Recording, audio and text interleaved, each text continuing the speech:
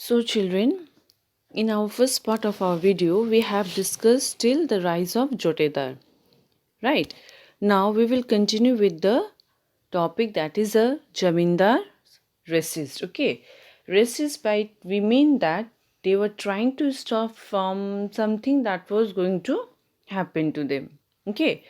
Now the Jamindar, they were losing their property as because they were becoming poorer due to that. So now they plan to rescue from this problem. The Jamindar authority was still there in the rural area.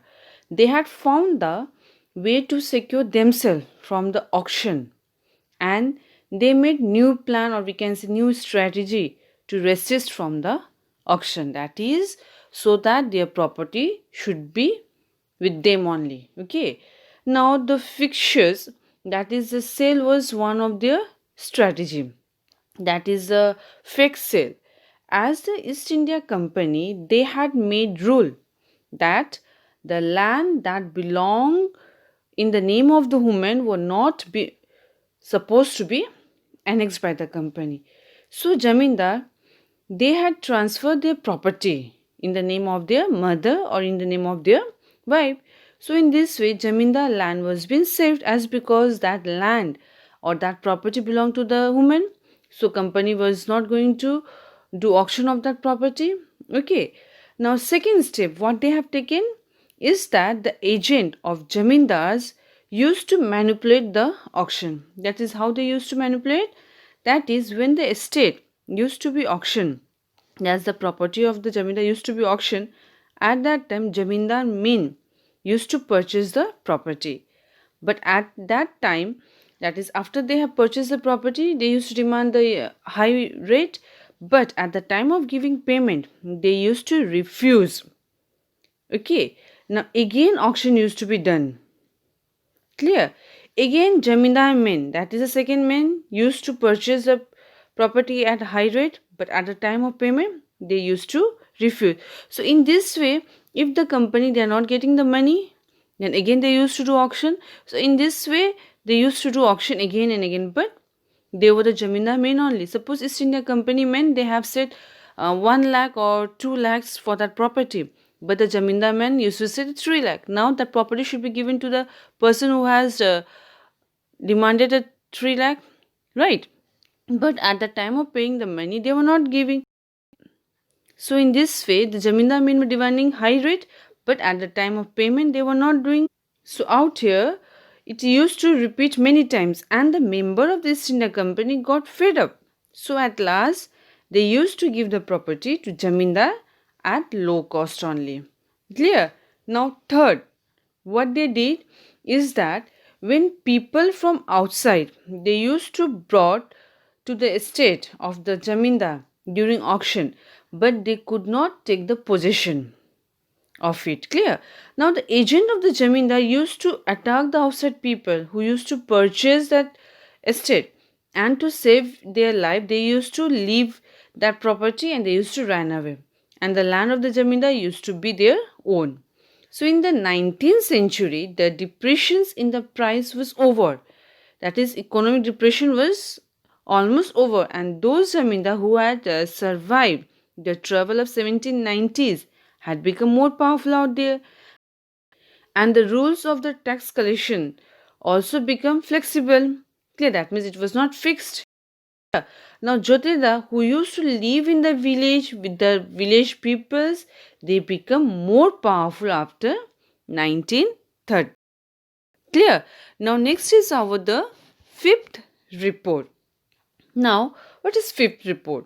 The report that was been submitted to the British Parliament in 1813 was the fifth report. Clear? And the report that was been submitted was the fifth series. And the report, what does it contain? It contains of the administration system and the all the activities of the East India Company who had ruled India during that time. Clear? Now the fifth report was of 1002 pages, and about in it was 800 pages. It contained the petitions of the Jamindar and years and the report of the revenue collected. Means all the details was there in about 800 pages. And in the mid 1760, the company had established its rule first in Bengal, and the activities of the company was closely been watched. And about the activity of the company, it used to be debated in England. Clear? As the company profit, half of it was supposed to be given to the British, but the company was giving very less. So there were many groups in Britain who had opposed the monopoly of the East India Company over the trade they are doing in India. And many private traders, they wanted to trade in India. And for the British manufacturer, Indian market was being open. And many political groups, they had said that the conquest on Bengal was definitely only to the East India Company and not to the British nation as a whole. Now, the fifth report, out here we get the inquiry of the East India Company territories, positions.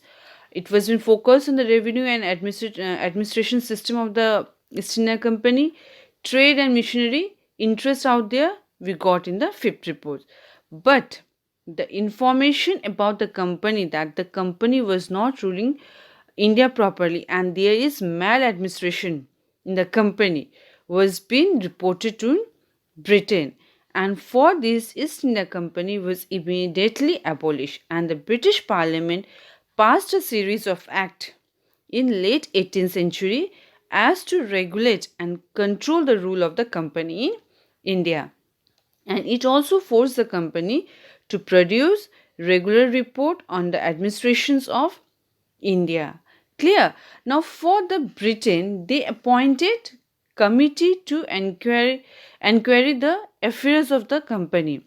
And the fifth report was being produced by a selected committee, and the evidence it contained in the fifth report is most valuable. Clear? So children, this fifth report is very important. So just go through it, okay? So today till this much. In our next class, we will start with our next topic, that is the hoe and the plow. Okay? So thank you.